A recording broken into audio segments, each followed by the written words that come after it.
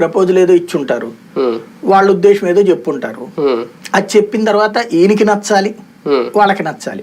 వాళ్ళు నాకున్న అవగాహన మేరకైతే క్రిందటిసారి 15 సీట్లు ఇచ్చారు. 15లో 2 తర్వాత మళ్ళీ సరైన అభ్యర్థులు లేరని వాళ్లే ఇచ్చేసేసి ఒక ఎమ్మెల్సీ తీసుకున్నారు. ఎంపీ సీట్లు కూడా మొత్తం 5 ఇచ్చారు.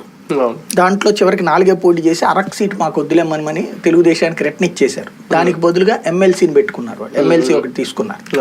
కాబట్టి అప్పుడు ఆ 15 అన్నప్పుడు ఆ 15 కంటే ఒకటి ఎక్కువ అడుగుతుంది కదా బీజేపీ.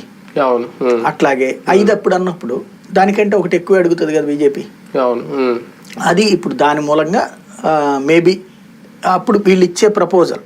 ఇంకోటి ఏంటంటే ఇదివరకటికి మళ్ళీ సాగతీత మధ్యలో అధిష్టానం వాళ్ళతో చెప్పట్లో ఏంటంటే వెంకయ్యనాయుడు గారు ఉండేవాళ్ళు కాబట్టి రాష్ట్ర నాయకత్వానికి వెంకయ్యనాయుడుతో చెప్పి చదువుకోండి, తీసుకోండి, సరిపోద్ది, మనం కూడా మనకి సరైన అభ్యర్థులు లేరు కదా, ఇదేదో కన్విన్స్ చేయడానికి అవకాశం ఉండేది.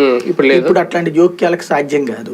డైరెక్ట్ గా అమిత్ షా అన్న తరహా పాత్రలు కూడా లేవు. ఇప్పుడు తెలుగుదేశానికి అట్లాగా పైనుంచి సపోర్ట్ చేసి బీజేపీలోని అధినాయకత్వం నుంచి సపోర్ట్ చేసే సీన్ ఏది లేదు. కాబట్టి సమస్య. ఈ భేటీకి ముందు అంటే చంద్రబాబు గారు ఢిల్లీకి వెళ్ళక ముందు వరుసగా పవన్ కళ్యాణ్ గారు, బాబు గారు కూర్చున్నారు, రాత్రులు కూడా కూర్చున్నారు, మాట్లాడుకున్నారు వరుసగా 2-3 సార్లు.